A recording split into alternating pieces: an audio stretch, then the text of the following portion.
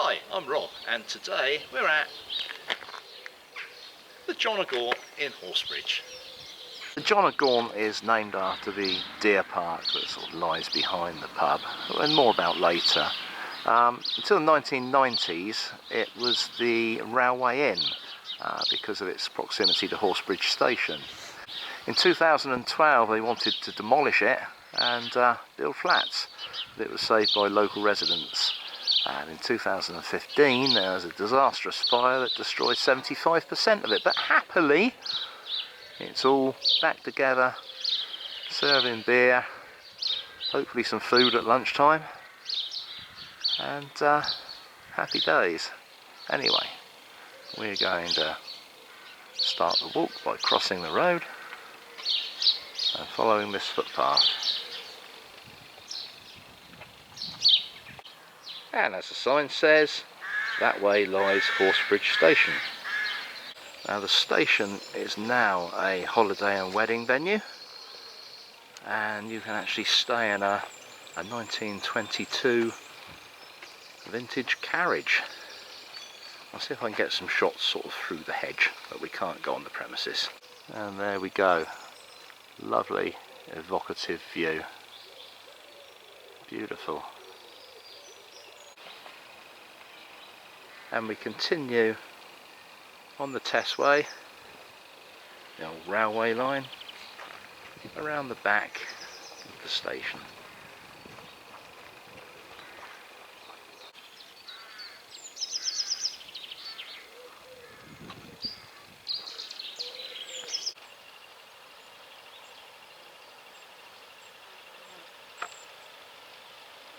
And don't miss the lovely Tess Valley views while you're looking at the trains.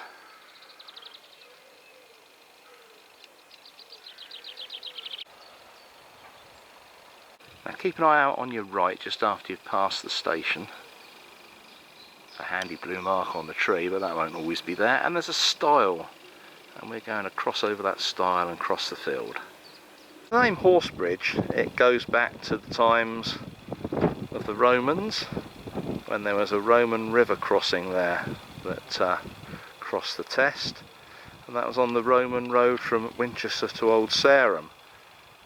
And the deer park is a Norman deer park. Now the Tessway that we've just come off, that runs 44 miles, and it runs from Ealing on Southampton Water all the way to Inkpen Beacon, and that's over in Berkshire.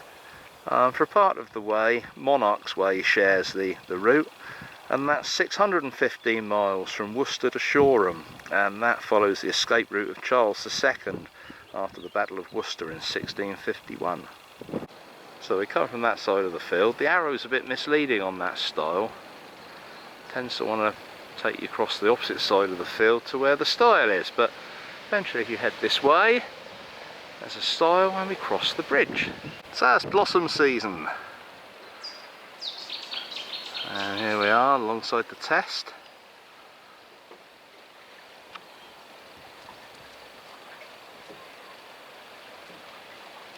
And the Test runs for about 40 miles, emerges at Ealing in Southampton, but it rises at Ash, which is over in North Hampshire. Just the other side of Kingsclear towards Basingstoke. The Test is a pristine chalk stream, like the Itchen, and the fishing around here is very select. This particular part of the Test is called Rusham's Beat, and that's on the Bossington estate, and the facilities for anglers second to none here. Lovely. So one thing to note about the Test is in a lot of places, especially around this area, it's not a single river. It splits into several rivers. There we are, there's a lovely thatched building up there. I'm not sure if that's part of the gardens that are open. Possibly. It might just be a fishing hut. So we're approaching the village of Bossington now. Now this village is pretty new. I say pretty new, it only goes back to the early 1800s. Because the original village was a medieval village and there's been Roman pottery found there. But it was on the grounds of Bossington Park. Because the view was spoiled by the village, the good people at the manor decided to demolish it and relocate it up to here. And that was as late as 1829. So there's Bossington Church, and this field was the former location of the village. Not there now. So we reach the end of the track, and at the footpath sign, and more importantly the road, we're going to turn right for quite a lengthy road patch, but like a nice quiet lane, so nothing too much to bother us. So we're not the only walkers out today. Don't take it as read that it's a right of way, but it's quite a welcoming sign, so I'm going to chance it and go and have a look at the church. There's one of the gatehouses. And there's Bossington Manor. And this is the Church of St James on Bossington Park. It was built by John Wesley Alwes in 1839 for the manor which stands just behind it. Well, sadly the door's locked, can't go inside, but there's a nice view through the arched windows sat in the porch out over the graveyard. So you can see this is where the village was. You see the undulations of the ground where the previous buildings were before they were demolished. All for the view of Bossington House, which was built around the late 1830s. Surely not the village hall for very small gatherings. If anyone's got any ideas what this may once have been, then please enlighten me in the comments. Possibly some sort of animal pen, judging by the big flap in the door. Fancy chicken coop? I don't know. Oh, some lovely balls of mistletoe at the top of that tree. I'm not standing under them though. So we soon come to the village of Horton. At this point we're going to turn left and head towards Horton Lodge Gardens.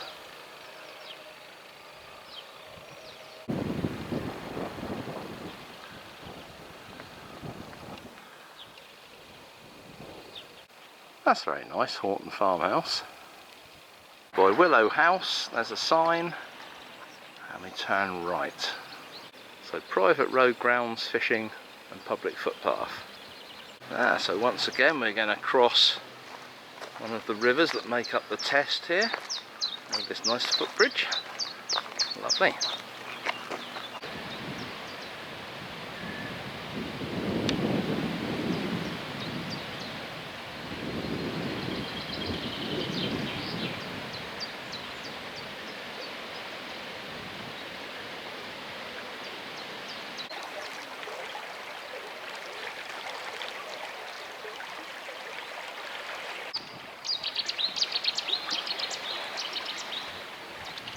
And as you can see, that's the rights to fishing are guarded very carefully here.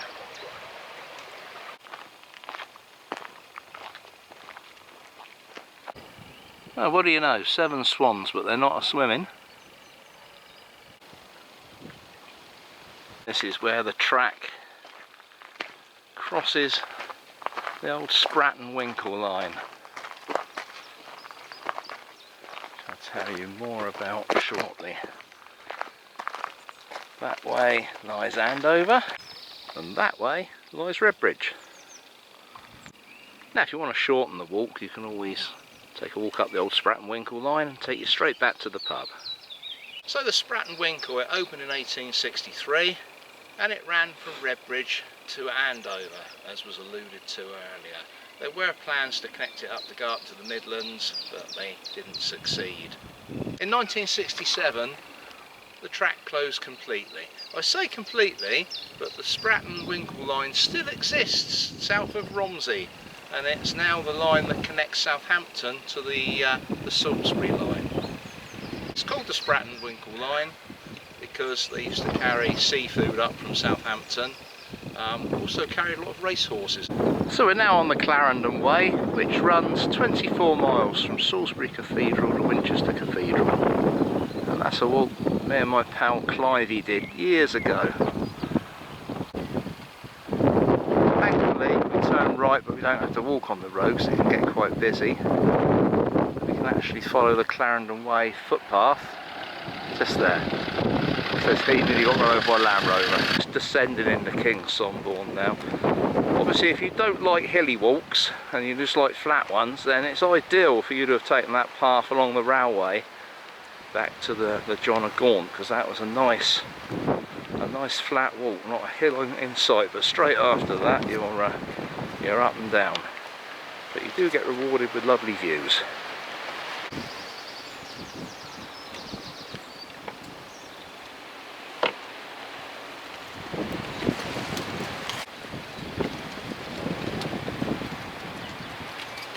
A tiny bit of road until you get down into the village. So we come down off Caldrove Hill, and this is the main Romsey to Stockbridge road. Stockbridge lies that way, Romsey lies that way, and this is King Somborne. So there's the Crown Inn on the right hand side, and we're going to walk around this little triangle and the War Memorial by the church. And if you're a fan of the old Wurzel Gummidge with John Pertwee, then you might recognise some scenes around King Somborne as they use this village for filming, although Bracefield was the main place. Anyway, we're going to take a look in the 12th century church of St Peter and Paul. As you can see, everyone's getting ready for the King's coronation. So immediately on stepping inside the church, it's got a very nice atmosphere, lovely and cosy. It's got my wooden pews that I prefer. Although for Kate at the Blessed Mary, it's also got a sofa and somewhere for our evening meals.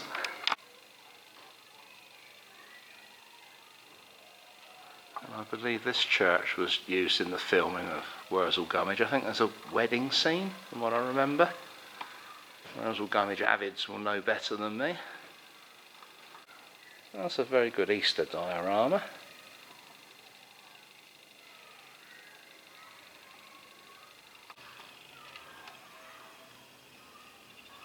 So after a nice visit to the church, coming back on ourselves, and we're turning right to take the road that will eventually lead you into Bracefield. Right on the corner of the churchyard, we're taking this footpath on the right. Now behind the church is the site of John of Gaunt's palace. He was the 4th son of Edward II, and reputedly his palace was built here. Something was here, but there's controversy as to whether it was a palace or not. It's nicely placed between the school and the church. Just follow the path and we're heading for the corner of the field. We continue around the back of the play park to cross the playing field.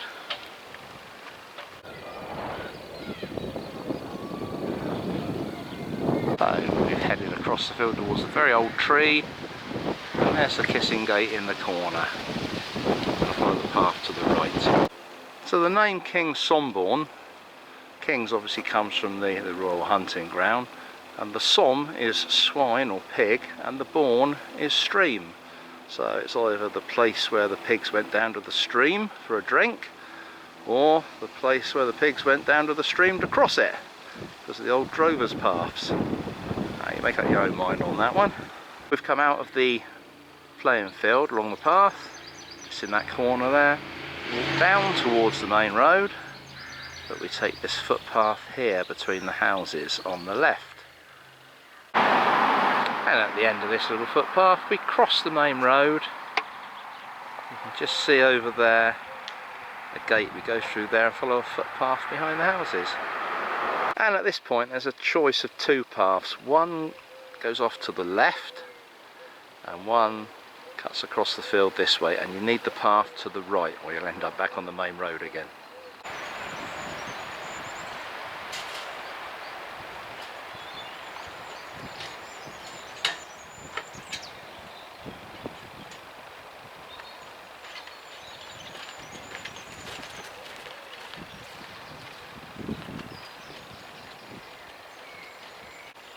All a bit strange, the footpaths here. You feel like you shouldn't be here, but you should. And then we're heading for this gate here to carry on along the footpath. Ah, that looks like rough comfrey. Don't often see that. Now, this is a bizarre piece of the walk. You're walking through people's back gardens. Just walk past the big geodesic dome or whatever they call it in someone's back garden. Most of them are fenced like this, but others you literally just straight into someone's back garden. I don't think I'd like that, but hey ho, public footpath. And then people have gone to great lengths with a couple of fences and pagodas and wisteria or something climbing over. Interesting. And then we're through the kissing gate.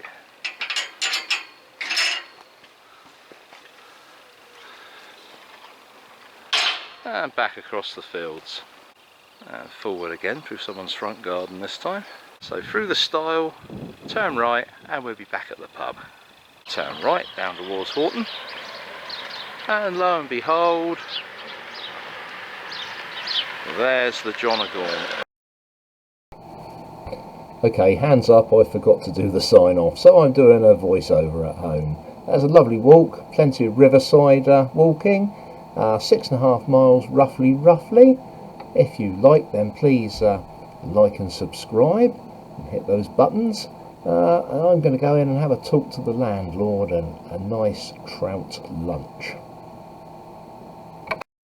This is Chris Adams, landlord of the John o' Gaunt, along with his partner Margaret. Hello Chris, how are you doing? Great, thanks. Smashing.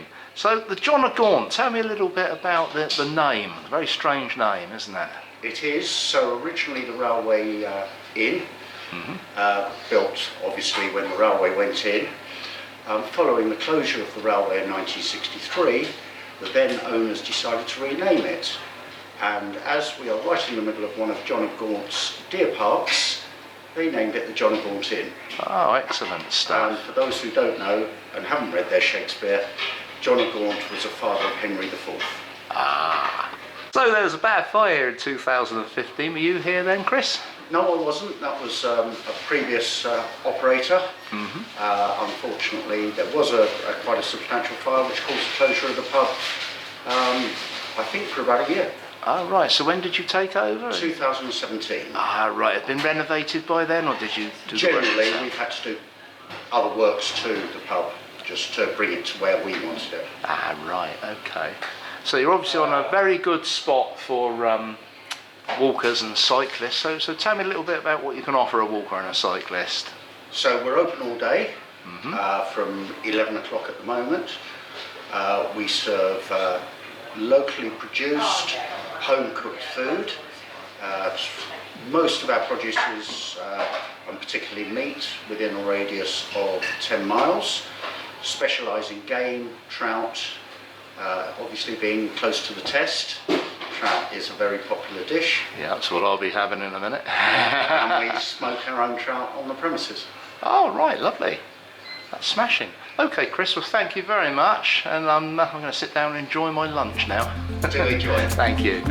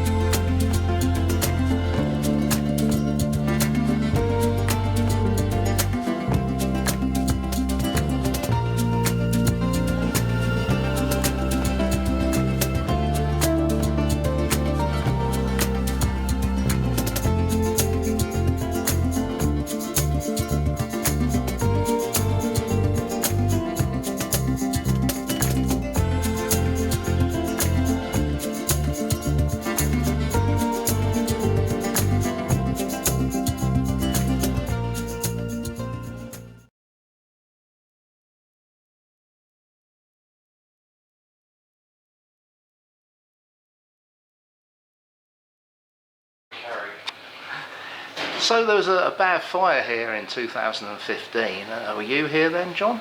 John? Hang on. No. No, John!